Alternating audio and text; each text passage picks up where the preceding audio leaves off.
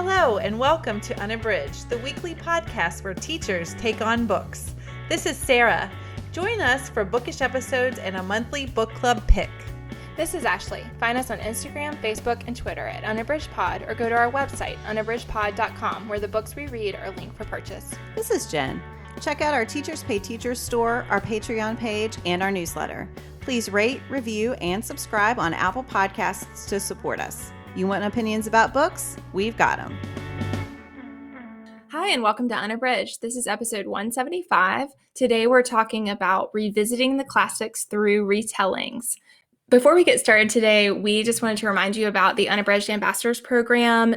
As you listen today, you'll hear Sarah, who is at the Magical Reader on Instagram. She's one of our ambassadors, and she's giving her bookish check-in today. We just love the Ambassador Program.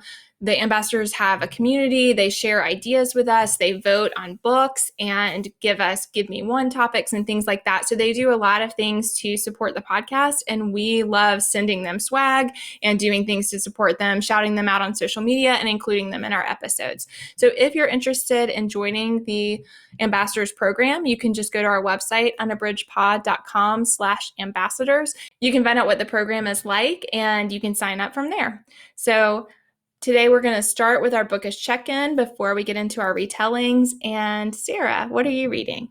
I am reading Amy Meyerson's The Bookshop of Yesterday. It is a story about Miranda. It starts off in the beginning. She's a little girl, and she has this really special relationship with her uncle, whose name is Billy. And it's her mother's brother, and he comes and takes her and does special things with her, and he makes, like, for gifts and things, he gives her these clues, and she has to go on a scavenger hunt to find them. So that's kind of the first part, like the first little few pages of the book. And then we get Miranda. She's older. She is in her 20s. She is an 8th grade history teacher in Philadelphia. And she gets word that Billy has passed away. And so she flies home to California for his funeral and to be with her parents. And we find out that when Miranda was around 12 years old, there was a rift in the family, and she hadn't seen Billy since then, and neither has her mother. So he's died, and they haven't had any contact, whereas they had used to be very close. So she receives a package in the mail, and it's Billy's last scavenger hunt for her. So I'm not going to give any spoilers. So she goes on this hunt to kind of find out what happened with Billy and all of that when she wasn't in contact with him. And he happened also to own a bookstore called Prospero Books after The Tempest.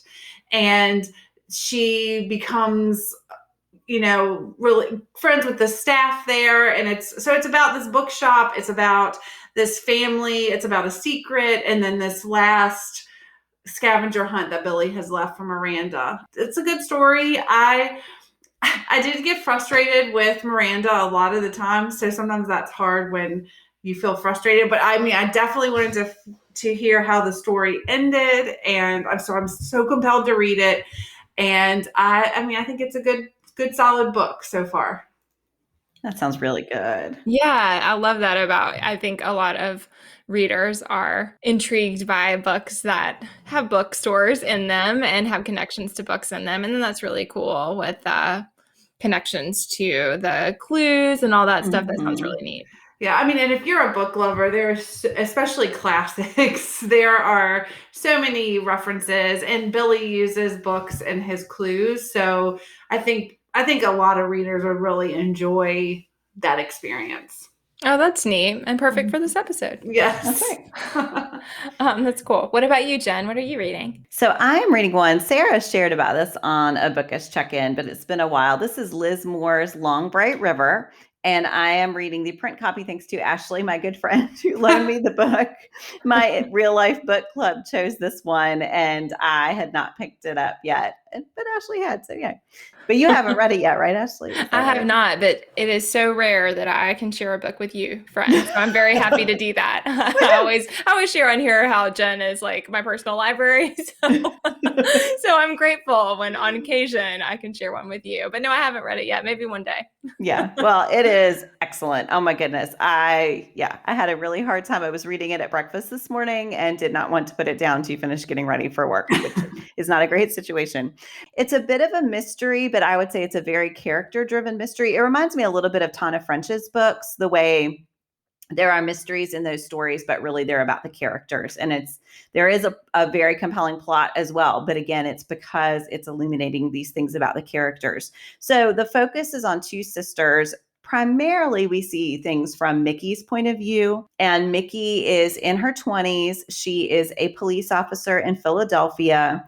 She and her sister Casey were raised by their grandmother, and they experienced poverty. They had a really difficult upbringing. And Mickey is now a mom, and her 5-year-old son, Thomas, is just adorable and really, really smart. And she is determined, as she's raising him alone, that he will not experience the same difficulties that she and Casey did. Her sister, Casey, is a drug addict, and she's a prostitute. And Mickey has not spoken with her in a very, very long time. So Mickey is still a beat cop, basically. And even though she hasn't talked to Casey, she is always sort of looking out for her. And she drives by where the corner where she knows her sister works, and she knows who her friends are. And she'll kind of check in without letting Casey know that she's checking in on her. And she notices after a while that she hasn't seen her. And that's not unusual to not see her for a few weeks, but it's been longer than usual. And then she's called to a homicide. And her first thought anytime she's called to a homicide is that it might be Casey.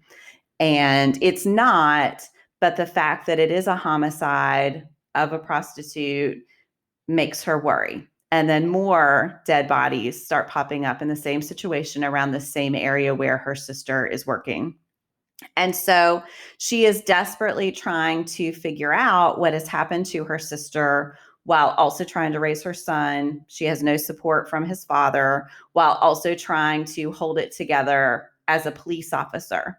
One other really compelling part of the story is that she had a longtime partner named Truman, and he was injured on the job. And so she, for a little while, is training a new police officer, and then she just can't get along with him anymore. And so then she's working alone. But there's always this sort of the absence of Truman is very much, we're very aware of it because he was a mentor for Mickey and really taught her a lot. She can be a little impulsive, and she's not very good at playing politics. And so she has not always made friends with people who have power in the police department. And so she's always hearing Truman's wise advice kind of in her head and then not following what he would have advised her to do. So yeah, there's a lot of really great insight into relationships and into family and the ways that family can let us down, the way people who aren't family can become like family and can really be there for us. And as I was reading over breakfast, there was a big twist that happened, which is what made me really want to continue reading. So I am desperate to know how it ends. I've got, I think, 100 pages left. So I plan to finish that tonight. So yeah, that is Liz Moore's Long Bright River, and I absolutely love it. Yeah, I am really interested after hearing Sarah talk about it before that I've been interested in reading it for sure. And it sounds really great. Oh my goodness. It is so well written. And again, just these people seem real. And I just think it's a really important topic right now. I think, Sarah, you mentioned Dope Sick when you talked about it. And I keep thinking about that book. And yeah, there's a lot that's kind of spun out from the situations that Beth Macy illuminated in Dope Sick as well. So it's great. So Ashley, what are you reading? So one I just started is Aiden Thomas's Lost in the Neverwoods. I have heard such great things about Thomas's other work, Cemetery Boys, which I have not read yet, but cannot wait to read. And I know that they've received a lot of praise for that and that it's a phenomenal book. And so this one is perfect for this episode. And I started it because I had seen it on Bookstagram, and I'm listening to it thanks to Libro FM. And so I was intrigued by it when I saw it pop up on the ALC list, and then realized that, yeah, it works for this too. And I should mention that part of why we're discussing revisiting the classics with retelling is because, as many of you know, for our Unabridged Pod Challenge this year, that's one of the categories. So we wanted to give some suggestions of books that we've enjoyed. And I'm only a little ways into this one, but this would be a perfect fit for the category because it is a retelling of Peter Pan. And it is phenomenal so far. So when the story opens, we meet Wendy Darling, and it's her 18th birthday, and she is at the hospital with her best friend, Jordan. They both work there and help out in the nurse area. Her mom is a nurse, and so she does things to help out in that area. And when the story opens, her friend is trying really hard to make things celebratory for her, but there are all these police officers in the hospital, and there's this kind of ominous feeling. And so she doesn't know what's going on, but she can tell that something is wrong. And finally, she gets it out of her friend that a young girl that she spends a lot of time with is missing. So the young girl comes to the hospital frequently because her mom needs dialysis. And so when the girl, her name's Ashley Ford, when she is at the hospital, Wendy takes care of her and spends a lot of time with her, and she's really close to her. So this girl goes missing, and that is on the heels of another child a day or two before who also was missing. And the boy who was missing, people were not quite as concerned about at first because he had run away before. So there was some speculation. It was easier for the community to dismiss his disappearance. He's a little bit older, so it was suspect. People were worried, but not taking it quite as seriously. But then the second child disappears as well. You know, her friend Jordan's kind of trying to protect her from the child being missing. And we come to understand that part of why is because she and her brothers were found in the woods 5 years earlier. They had disappeared and only Wendy was found. So they don't know what happened to the brothers, but they are gone. And they had been missing for 6 months when Wendy reappeared. And she has no memory at all of that time period. So that was part of why the friend, she knew she'd be upset because she was close to the little girl, but also because it dredges up all of these memories of what happened with her brothers. And so then she's driving on her way home after that, and she's kind of shaken, but she is trying to head home. And meanwhile, she can't get out of her mind this tree that she keeps drawing, and she's been drawing the tree kind of without meaning to. So it's like that idle doodling, but the doodling is something she doesn't seem to have any control over. And then she also has been drawing all these eyes, and it's the same pair of eyes of a boy that she can't get out of her mind, but she's never seen the boy as far as she's aware. So all those things are swirling in her mind as she's driving through these creepy woods. And then suddenly on her drive, something black comes across her car and causes her to swerve off the road, and she realizes that there is a body in the road. So she pulls off on the side and realizes that something is there in the road.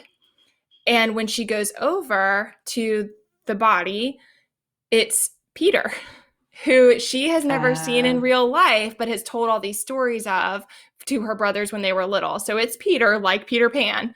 And Wendy had always told those stories to her younger brothers and has this image of him, but she, as far as she knows, she's never seen him in real life. But there he is, and he gets taken to the hospital. He is okay, seemingly. So something is wrong, and initially he's kind of unconscious, but you know, he is, considering the fact she found him in the middle of the road, he seems to be okay. So they take him to the hospital, and when he awakens, he knows her name, and he's calling out for her.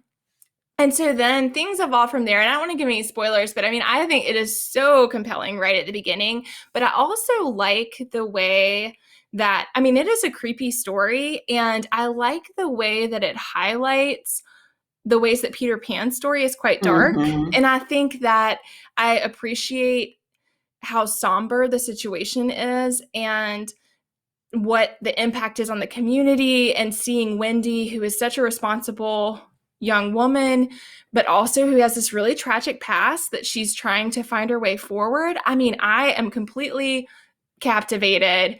The audio is excellent. And like I said, I like that it is ominous, but I also appreciate it's shining a particular light on a classic. And I think sometimes when we think about retellings, it's interesting to see how the authors choose to cast light on a story that's commonly known. Mm-hmm. And so again, that's Aidan Thomas's Lost in the Neverwoods. Oh my goodness, I can't wait to read that. I loved Cemetery Boys so much. And this sounds it was the same kind of magical, fantastical world. It is dark. Yeah. Wonderful. That sounds great. Yeah, I mean, I kind of stumbled upon it. Like, the cover is really compelling. And then, like I said, I'd heard such great things about Aidan Thomas. And so I'm happy that I started it. But yeah, I can't wait to see what happens. I wasn't expecting to be so compelled so quickly, but it really just, all the things I shared happened very quickly. So it really grabs your attention right away. So awesome. And like I said in the beginning, today we have Sarah, who you can find at The Magical Reader on Instagram. She has lots of great things going on there. She shares great books and has a lot of other community opportunities to be involved in chats and things like that. So be sure to check her out. And she's sharing with us today Veronica Roth's Divergent. Hey y'all. Hello, Unabridged listeners. My name is Sarah and I am an ambassador for Unabridged podcast, but I am also a middle school gifted ed and STEM teacher in the Shenandoah Valley of Virginia. You can find me on Instagram at The Magical Reader. The book that I'm currently reading, and I just started, is Divergent. So I know this is an old favorite for a lot of people, and honestly, I could keep rereading this book until the end of time. I just finished a really intensely beautiful but also emotional historical fiction book, Being All the Light We Cannot See.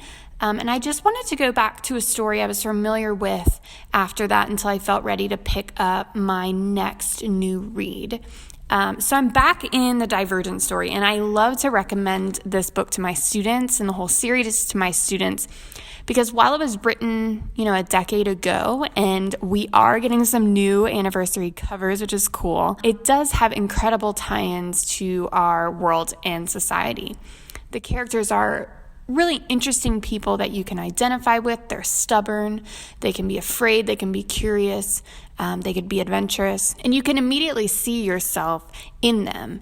But you can also see yourself within the factions as well. And the faction system is a really big part of Divergent in that those are the groups that people live in based on their strongest personality traits. So potentially their honesty or their adventurous nature or their intelligence. The pacing of the book is incredible. It's nonstop action.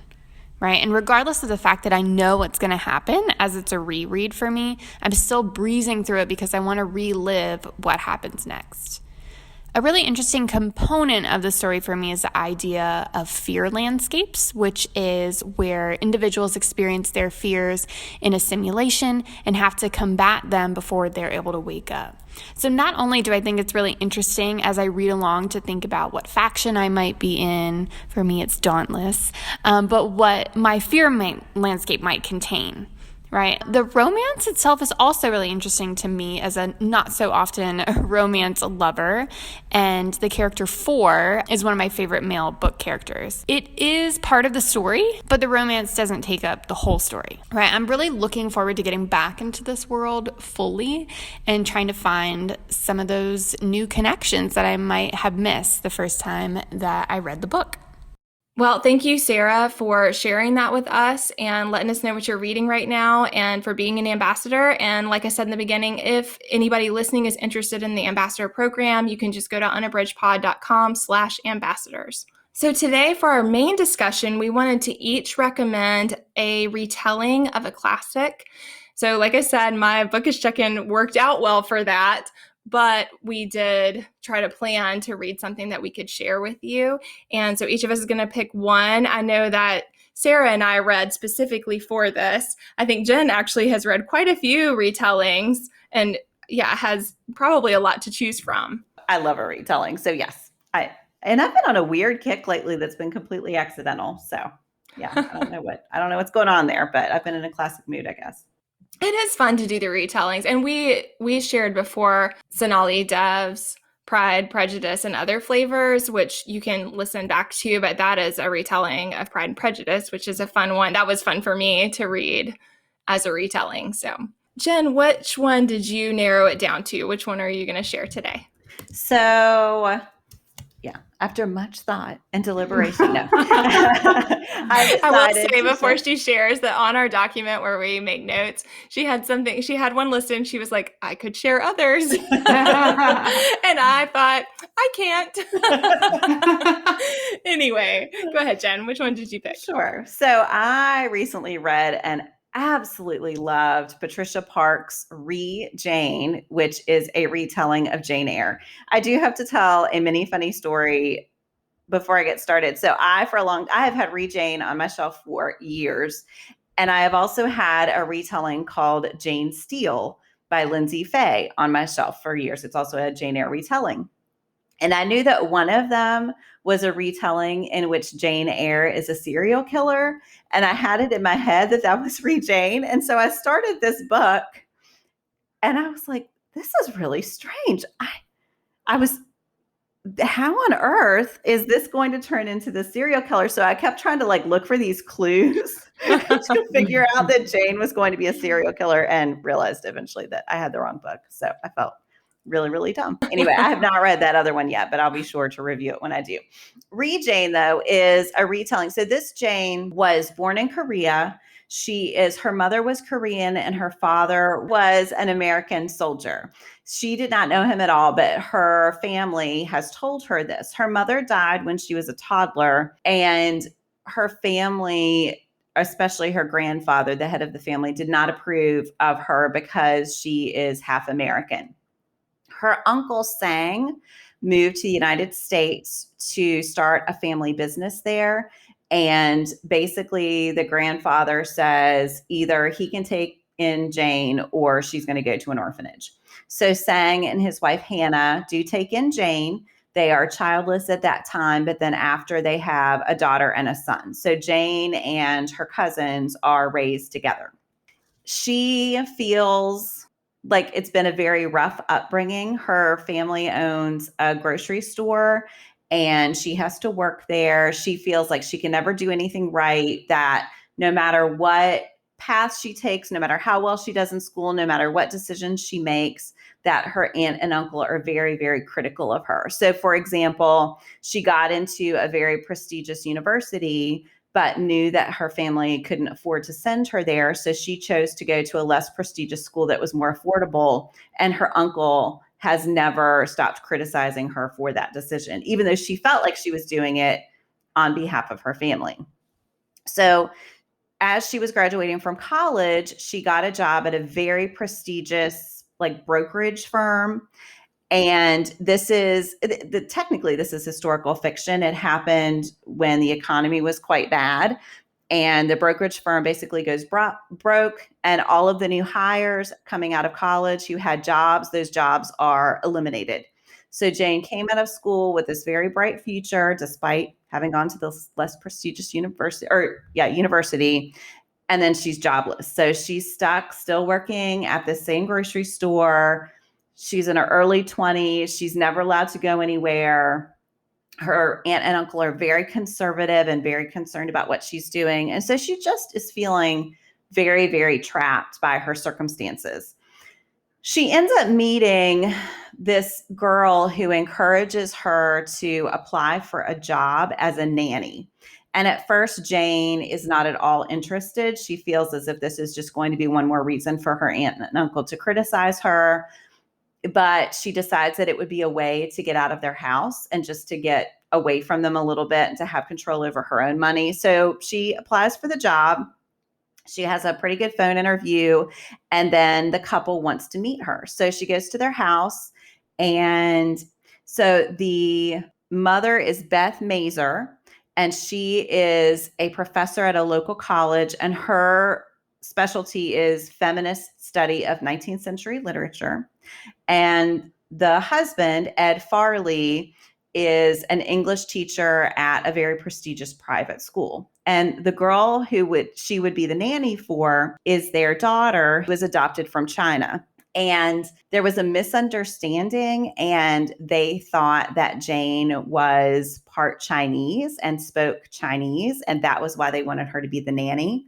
And so there's a lot of commentary about this confusion. There's a lot of embarrassment. It's this horribly awkward scene. There was a lot of secondhand embarrassment going on here because, yeah, it takes Jane a while to figure out what's going on. It takes Ed and Beth a while to figure out what's going on. The daughter loves Jane and is just oblivious to the entire situation and is just so excited that Jane is going to be her nanny. But they basically give her this very polite brush off, and she goes home totally dejected that this chance to escape has gone awry. A couple weeks later, she gets a call. They haven't found anybody else. And so she ends up going back to work in their home. From there, things get very interesting. As you might guess, Ed is like Edward Rochester, and there is some inappropriate romantic attention to Jane, who is living in the home with him and his wife. Patricia Park does a great job playing with the conventions of Jane Eyre. So Beth's attic office is where it's like she goes a little mad when she's up there working on her work for school. And she actually has some feminist studies of Jane Eyre and specifically of Bertha Mason. So it's this very kind of wry, like nod to the original text, which I absolutely loved. It's really fun. Beth wants to take Jane under her wing and to teach her to be a feminist. And so she's giving her all of these super complicated feminist essays that she does not understand. So then at night, when Beth's asleep, Ed meets her in the kitchen, makes her a sandwich, and tutors her, which turns into something more. The word tutor seems so loaded, Jen. It is very loaded. One of the things I really appreciated about this book is that it uses its source material so well, but it is not beholden to it. So there are parts that really stray from the original text in ways that I think are illuminating for our modern condition. I love Jane Eyre because I think in some ways it's a very modern Victorian book, but there are still parts of it that are really problematic for a modern female reader in particular. And so I like the fact that Patricia Park is playing with that and kind of loading up some commentary in there. There's also a section of the novel, I don't want to talk about why because that is kind of a spoiler, but Jane ends up going to Korea. And this is a chunk kind of right in the center of the novel. And it is one of my favorite parts. So she finds out a lot about her mother and father that she didn't know. And it is this big trip of self-discovery that I thought was just brilliantly written. And again, it provides this great reason to depart from some of the plot that happens in Jane Eyre. So I think that's all I can say without spoilers, but the writing is brilliant. It's funny in unexpected ways. I think the characters are just great. And yeah, so I really, really loved it. That is Patricia Park's Jane. And I should say her name is Jane Ree. And then, yeah, so it's flipped. So that's why that's the title. Oh, that's neat. That sounds fascinating. And I love that when the writer points to the text and explores that. I think that's really interesting. And I appreciate that willingness to acknowledge those connections and then explore them. I think that's really cool. Yeah, it's a lot of fun. What about you, Sarah? What's your pick? So mine is also a retelling of Jane Eyre, but much different than what Jen described. Mine is Rachel Hawkins's The Wife Upstairs. And this is kind of like a Southern / Gothic / domestic suspense book. It is about Jane, who is new in town, and it's Birmingham, Alabama. And she is a dog walker in Thornfield Estates, this big community that has these huge mansions and all of these ladies who meet and have like wine at lunch and that type of thing. And she walks dogs for the people in the community. And she happens to run into Eddie Rochester, who who has recently lost his wife, B, in a drowning. And he happens to have a dog that was B's that he needs to have to be walked. And so she starts walking his dog, and we find out that Jane has like this mysterious past. She doesn't really have any connections, and she refers to the past, but it's very murky, and you get this feeling that you're going to find out some stuff that has happened to her, or that she's done, that it's just all this mystery surrounding her and her past. And she ends up developing this friendship with Eddie, and then starts to fall for him. And you also find out that his wife is not dead. He has her locked in this panic room in the upstairs, and you get these interspersing chapters of her point of view, which is really unsettling. And it's, it is really compelling. I think this is probably my favorite suspense book that I've read in a while, because suspense is not my favorite, but I had it and I was like, I'm just going to read it. And I really enjoyed it and thought it was compelling, and I was satisfied with the ending, which a lot of times is what I don't like about suspense books, is that I feel like the ending is just jumps the shark. And I didn't feel that way in this one. I felt satisfied. And I do think that if you have to read a book where you really like all the characters, or you like one of the characters, I thought that these characters weren't that likable. Even Jane, who is kind of the main character, but again, you get different points of view.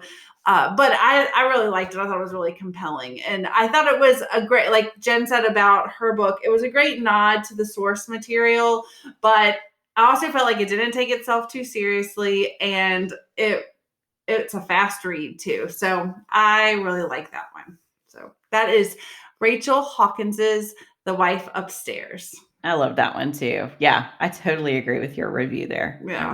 It was so good. And I like that it's like such an interesting approach. Like that genre is fascinating. So to take a classic and then spin it into a thriller is really interesting. Well, and I mean, I think you feel like the mystery is that the wife is drowned, but from the beginning, I mean, the name of the book is The Wife Upstairs. So from the beginning, and when she starts interspersing her voice, it is just really unsettling, but I think perfectly done. I really enjoyed the reading experience with that one. Ashley, what is your pick? So listeners know that I love Hena. She wrote Ominous Voice and Ominous Song, and I plan to read everything she writes. I think that she does middle grade really well. And so I saw more to the story by her at our local bookstore, and I didn't realize at first that it was a retelling, but it is a retelling of Little Women. And thanks to Susie, one of our ambassadors, for pointing that out. And so then I was more excited to pick it up and knew it would be a great fit for this. And so in this one, Jamila is the main character, and she is one of 4 sisters. And like the ones that you all shared, Hena nods to the source material quite a bit throughout, but it is a very different story also. And so you do have the connections. There are 4 sisters. There are some similarities, even as far as their names and stuff like that, their age separation. So you see those connections, but again, a unique story as well. And so this one, Jamila is in middle school, and she is passionate about writing. And so she wants to be a journalist and is interested in the school newspaper. She was really involved in it her 6th grade year, and this is her 7th grade year. And she wants to be involved, but also has a vision for what she thinks the newspaper could be that is different than a lot of the people on staff. So a lot of them are interested in what she considers to be really mundane topics and just kind of breezy things that are fun for people to read, but not very serious. And she wants to explore serious topics with debates and to show different perspectives. And so that's one thread of the story. But as the story gets going, you find out that her dad has lost his job, and that although her parents are trying to protect the daughters from the financial worries. It's causing strain. And so they're worried about their finances. And early on, he has to take a job in Abu Dhabi. And he's going to be gone for a minimum of 6 months. So the girls have never been away from him before, and certainly not for such an extended period of time. So they're all really upset, but Jamila and her older sister are trying to put on a brave face for their 2 younger siblings and to accept that this is happening, but it is a big adjustment for them. Meanwhile, there is a new guy who has come over from Britain, and his name is Ali, and he is living with their family friends who are his aunt and uncle.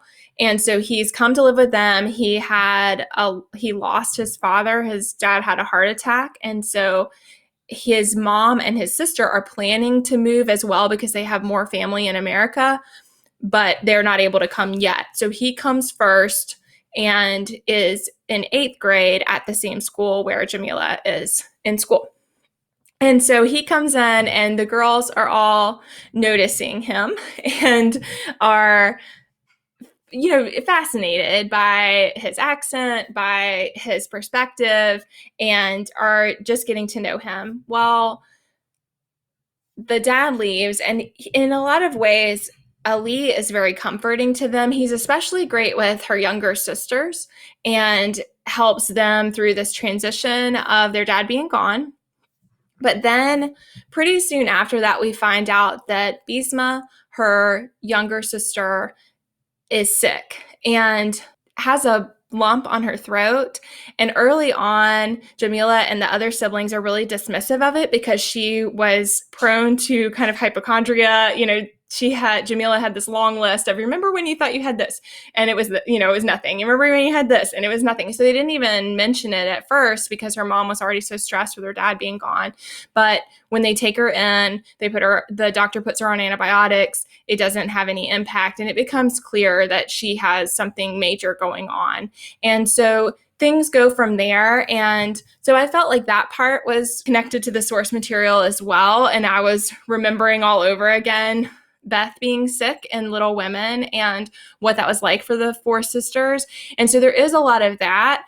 So I think it's hopeful and it's positive. And I think one of the things I really appreciated in the story is that Ali, because he had lost his dad and knew what it felt like when people responded to that, he was so well equipped to guide Jamila and Azila, her youngest sister, and her oldest sister through how to help Bisma instead of pitying her all the time or worrying over her constantly. He really helps Jamila see the best way to really support her and to play with her and to help her feel good.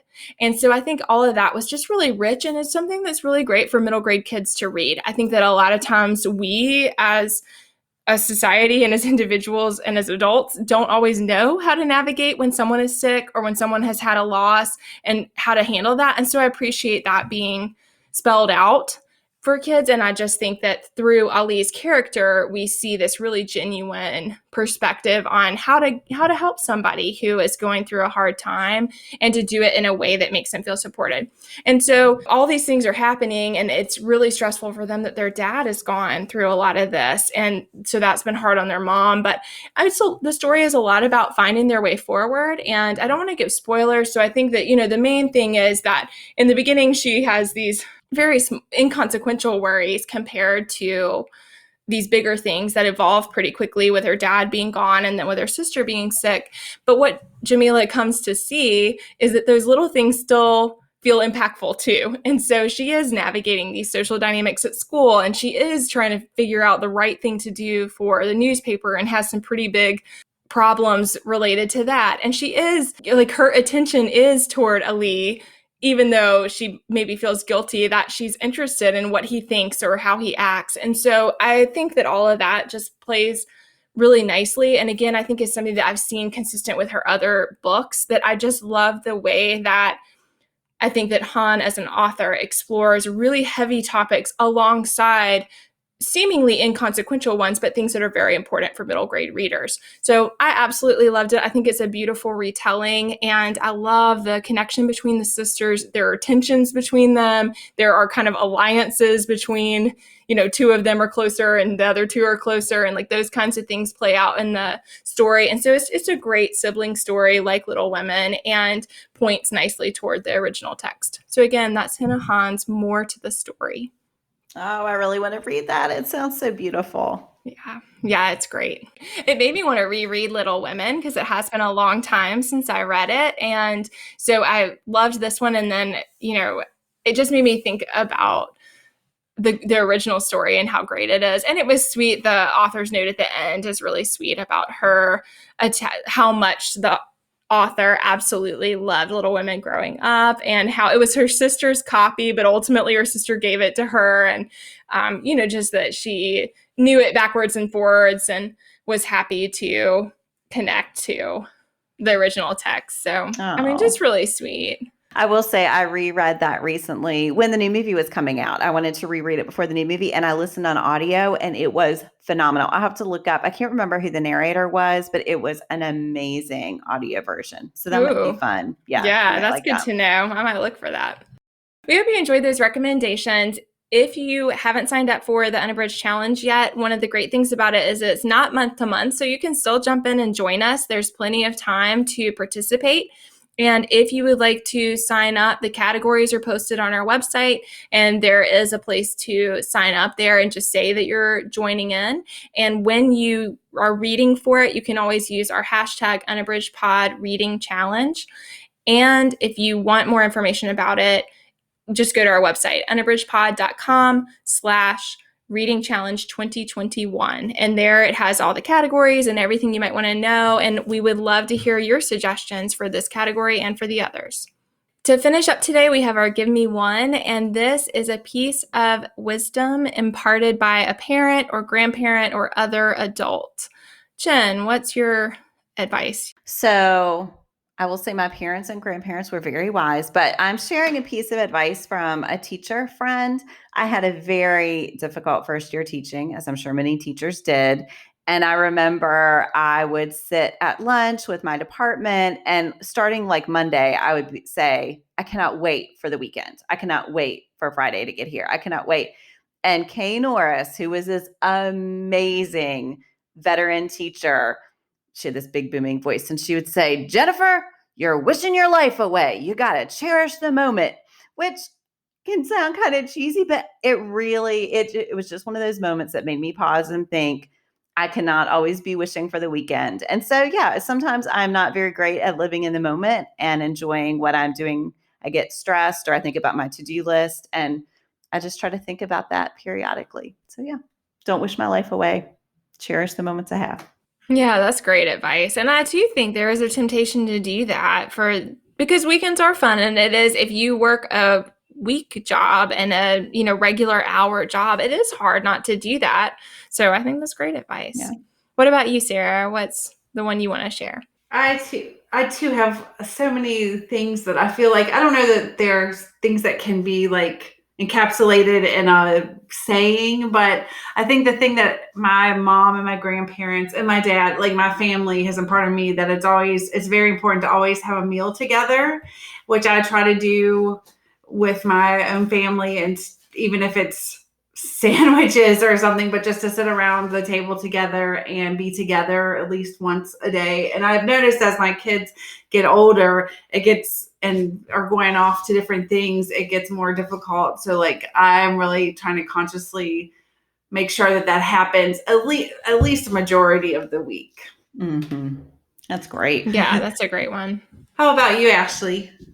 So after I had my oldest child, something that my mother-in-law said often is say yes every chance you can. And I think that was such great advice, and it's something I still think about a lot, because first of all, I think that as new moms, we actually often people feel the opposite, that you should be saying no, that it's important to be clear in your guidelines. And I mean, certainly from the classroom and also from my personality type, like that's definitely something that's important to me. And so I think my temptation often is to feel like I have to be really stringent about saying no, basically, and being really strict about stuff. But I also think that I appreciated somebody highlighting the fact that you have to say no a lot.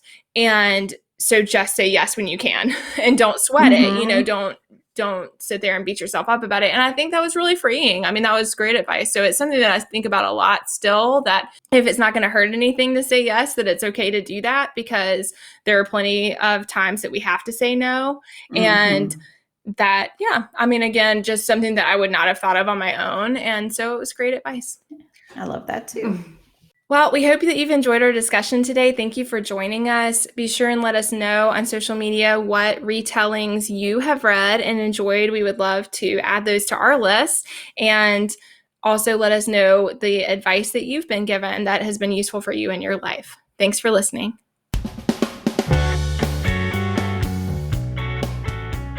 Do you have comments or opinions about what you heard today? We'd love to hear them. You can find us on Instagram, Facebook, and Twitter at Unabridged Pod, or on the web at unabridgedpod.com for a list of ways to support us. We'd like to thank Jared Featherstone, who composed our theme music, Strings of Light, and Katie Amy of Amy Photography, our podcast photographer. Thanks for listening to Unabridged.